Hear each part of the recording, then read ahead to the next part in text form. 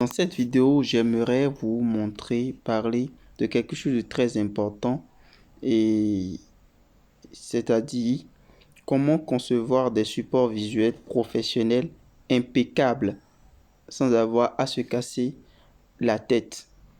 Alors la première des choses à savoir, lorsqu'on est débutant en graphisme et qu'on veut créer des flyers et autres, nous constatons que souvent les débutants ont du mal à respecter les règles de conception.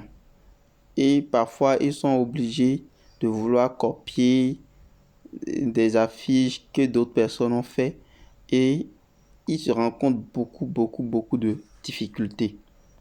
Et moi-même, quand dans mes formations, je constate que ceux que je forme ont souvent de difficultés à ce niveau. Donc c'est pour cela que je me suis dit, il faut que je trouve une formule qui va beaucoup aider les gens à aller vite. Et la première des choses que j'aimerais amener les gens à comprendre, c'est que le graphisme, il faut concevoir ça de manière très simple. Il faut déjà commencer par travailler de manière simple. Quand on est débutant, on n'a pas forcément besoin de faire des choses complexes, d'aller chercher des visuels complexes et à les faire. Et c'est d'ailleurs ce que les débutants ont tendance à faire et qui rend l'apprentissage difficile. Alors, je vais vous donner un petit exemple pour illustrer ce que je dis. Imaginez qu'on prend un enfant de CI ou bien de CI qui ne sait même pas écrire, et on l'amène en terminale, on lui dit de passer l'examen du bac. La personne qui ne sait pas encore écrire, on l'amène à passer un examen de bac ou bien à être recopié, je sais pas, de faire une dissertation. Est-ce qu'il peut? L'échec est déjà assuré. Donc, quand nous sommes débutants, nous devons travailler comme un débutant en toute conscience. Ce n'est pas une honte. Donc, supposons que, ramenons encore plus simple, quelqu'un qui ne sait pas encore écrire et voulu l'amener dans une salle de CM2, le même problème va se poser. Donc, qu'est-ce qu'il faut faire? Il faut que la personne commence d'abord à faire les écritures, comme on le fait au CI ou bien à la maternelle, apprendre à dessiner un à un les lettres. Après cela, après avoir appris à dessiner les lettres et lorsqu'il maîtrise bien l'écriture des lettres, il peut maintenant passer à l'étape suivante, qui peut être maintenant de commencer par écrire des mots, après des phrases, après des paragraphes et ainsi de suite. Il peut s'améliorer et faire des choses très complexes. Donc c'est la même méthode que nous allons utiliser ici. Au lieu de vouloir faire des choses que les graphistes qui ont déjà 10 ans, 15 ans, 5 ans, 7 ans d'expérience font, faisons simplement des choses très basiques et appliquons-nous à maîtriser les règles. Maintenant que vous avez compris cette manière de faire les choses, je vais vous montrer des exemples de travail de graphiste, c'est-à-dire simple, mais très percutant, de qualité, que un débutant peut faire. Par exemple, l'affiche que vous voyez là, c'est très simple à faire. En fait, si vous êtes débutant, au lieu d'aller faire des choses complexes, je vous recommande plutôt de faire ceci. C'est simple pour vous. Là, il y a une bande blanche et simple, vous pouvez le faire. L'arrière-plan, c'est juste simple. Vous voyez l'arrière-plan que j'ai fait, c'est juste quelque chose de très simple que n'importe qui peut faire si on le montre, si on lui montre. Le test, je n'ai pas cherché à écrire des choses complexes. L'image, simple. Vous voyez, tout est simple sur l'affiche et ça rend le travail pour un débutant, c'est pas difficile. Et pour aller plus loin, je vais vous montrer d'autres affiches, d'autres graphistes qui sont des choses de qualité. Vous voyez ceci maintenant. C'est quelque chose de très professionnel.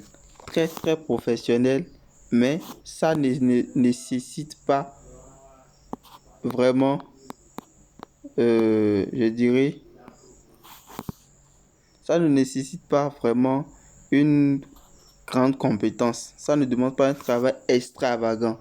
Il faut juste comprendre que il faut aller doucement, doucement. Vous voyez ceci? C'est aussi simple, mais épuré. Je sais que beaucoup vont penser que c'est difficile, mais quand je vais commencer par faire les démonstrations, vous allez voir comment concevoir ces genres de trucs facilement. Ceci, vous pouvez aussi le faire en tant que débutant, sans avoir à vous casser vraiment la tête. Donc, la première des choses que moi j'aimerais vous inviter à comprendre, c'est d'abord, au lieu de vouloir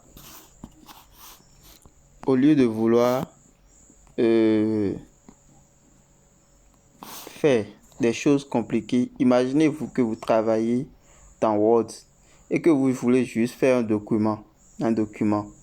Alors vous allez faire de manière simple, n'est-ce pas? Vous allez faire un titre qui sera en gras. Après cela, vous allez faire les paragraphes. Et si en bas, il y a des... si c'est par exemple votre lettre de, je sais pas, lettre de motivation ou bien une lettre administrative, vous allez faire les grands titres, le corps, et en bas, vous faites la signature et votre nom et prénom. C'est la même chose. Si vous connaissez cette affiche, vous prenez cette affiche, vous voyez, il y a une en-tête, il y a le corps et il y a ce qu'on peut appeler la signature. C'est de la même manière que vous devez concevoir dans votre tête. Ne vous dites pas que vous voulez faire des choses complexes. Ne vous dites pas que vous êtes graphiste et que vous devez faire des choses complexes. Dites-vous simplement que vous êtes devant une feuille et que vous voulez écrire une lettre. Il doit avoir un en-tête, un corps et une signature. Donc, vous devez voir les choses de manière très simple c'est ce qui vous permet d'aller plus vite et de travailler très rapidement. Donc, je vais maintenant aller à... J'arrive. Je vais vous montrer. Je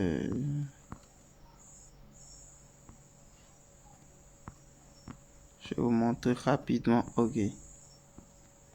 Là, ici, je ne sais pas si vous voyez. Regardez. Ici. Donc, là, c'est les étapes. C'est là les étapes qu'il faut utiliser. Ces trois étapes-là. L'idée, concept, le mode bord, le workflow, making, l'épuration. C'est une méthode de travail que, après avoir réfléchi, j'ai développé qui vous permettra d'aller rapidement et de faire des choses de très, très, très bonne qualité.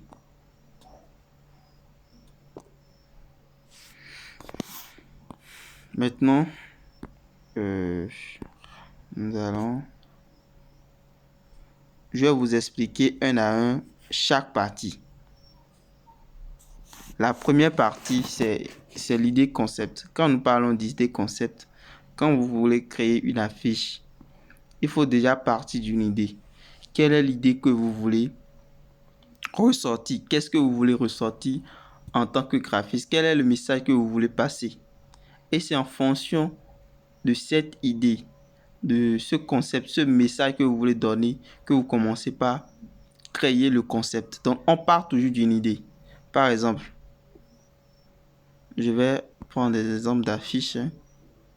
Alors, ici, l'idée concept. Ici, le test que la personne devait faire sortir, c'est avec docteur rapide, fini les maladies. Alors, quand déjà dans cette phrase, c'est le message que nous voulons passer. Maintenant, quelle est l'idée? On voit déjà les mots-clés, docteur rapide et maladie. Donc, déjà là, ça vous amène à dire, qu'est-ce qu'on peut utiliser quand on parle de maladie? Il faut des médicaments, il faut des tisanes. Et ici, c'est le cas d'un docteur, on dit que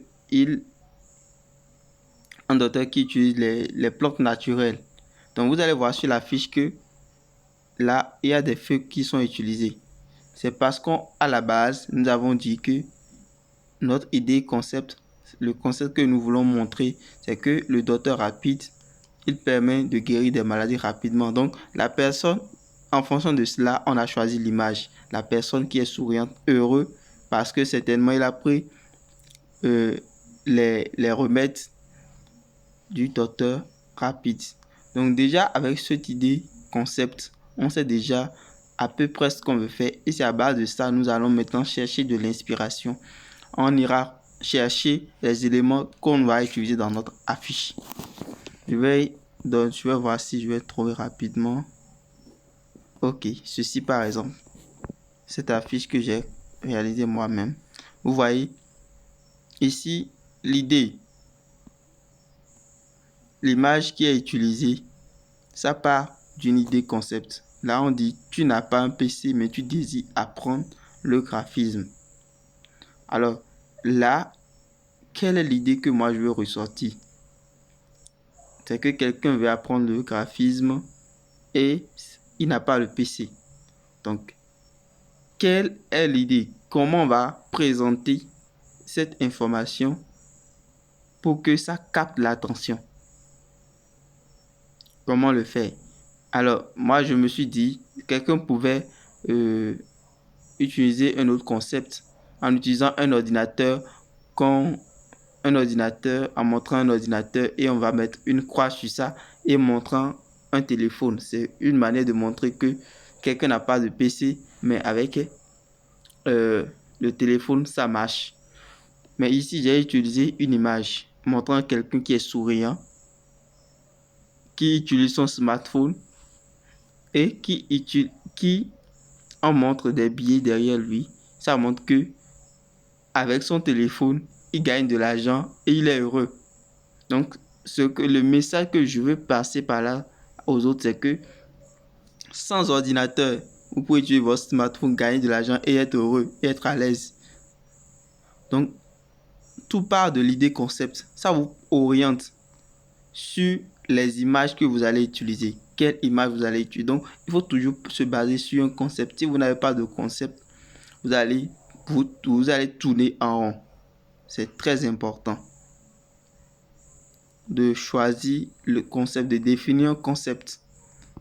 De définir forcément un concept. Il y a plein, même ici.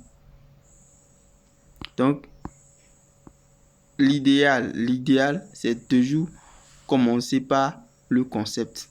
Après le concept, il y a ce qu'on appelle le mood board. Le mood board, ça rassemble toutes les sources d'idées, toutes les informations que vous pouvez utiliser pour créer votre affiche, votre support visuel. Et pour cela, ce qu'on fait généralement, c'est d'aller sur Pinterest. Je crois que... Alors, quand vous voulez faire une affiche marketing, vous venez sur Pinterest ici, vous tapez. Alors, à base de l'idée concept que vous avez déjà, vous pouvez déjà commencer par écrire. Par exemple, je prends une affiche de agence. Bien, je vais même prendre publicité Facebook. Publicité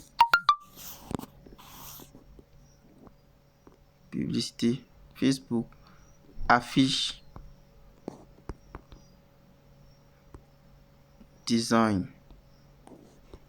Et je tape. Je patiente et je vais voir des idées. Donc là, déjà, je trouve de l'inspiration ici. On met... Vous voyez déjà, vous trouvez déjà des inspirations pour des choses pour vous inspirer. Et non seulement ça. Oui. Donc, pour constituer votre mot de bord, vous vous dites, quand vous avez tapé par exemple cela, vous voyez des affiches qui vous intéressent, des affiches avec lesquelles vous voulez vous inspirer, vous les téléchargez rapidement. C'est ça qui fait votre mot de bord. Vous les téléchargez.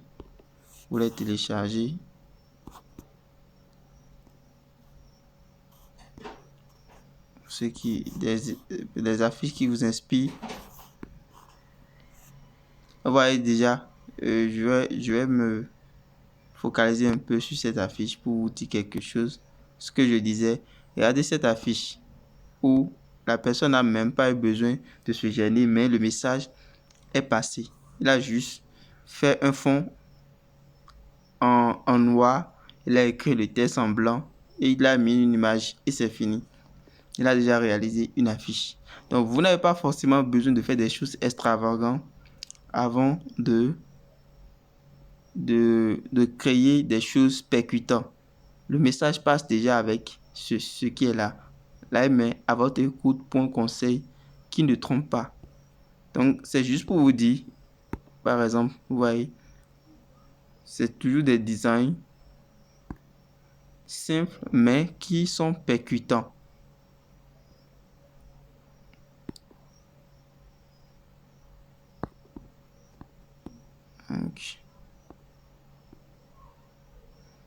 Donc, là, quand vous voyez, vous téléchargez tout ce qui vous inspire, vous allez télécharger. Après cela,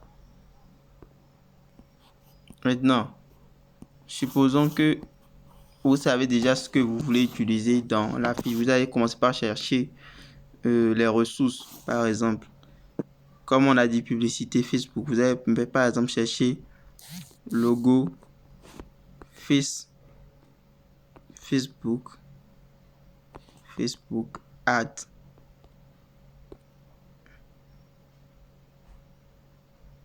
Et là, on va vous proposer beaucoup de choses.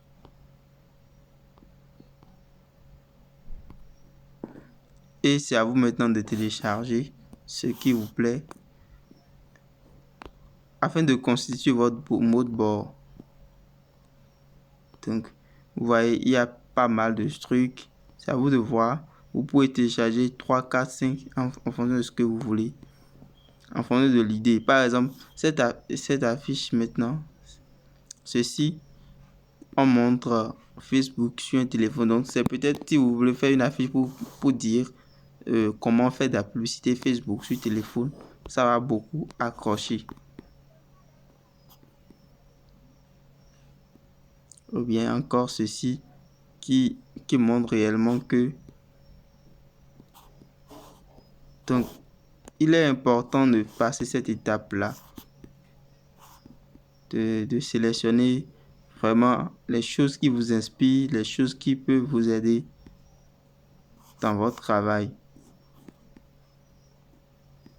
Vous allez chercher ces ressources là.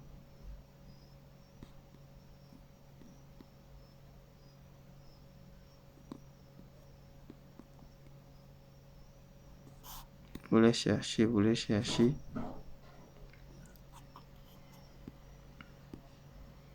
Quel est le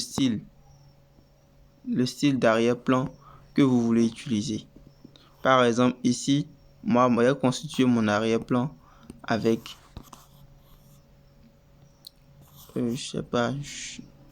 mon arrière-plan, j'ai fait mon arrière-plan avec une couleur dégradée et des éléments graphiques qui sont un peu incrustés dedans.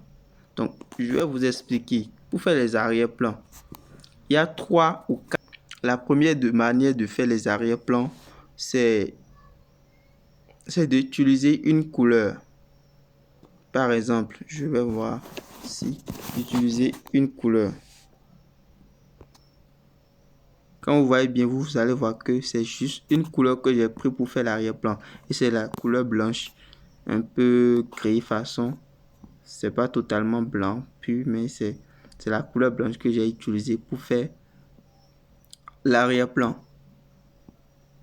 Maintenant, vous pouvez aussi utiliser, à part les couleurs, on peut utiliser pour faire un arrière-plan les textures, les éléments graphiques. Dans ce cas, j'ai utilisé par exemple une couleur et des éléments graphiques. C'est ça qui a donné l'effet que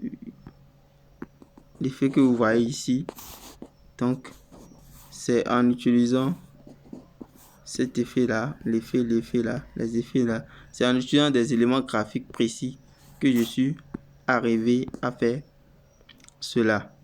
Donc, à part ça, ici c'est les mêmes choses, couleurs.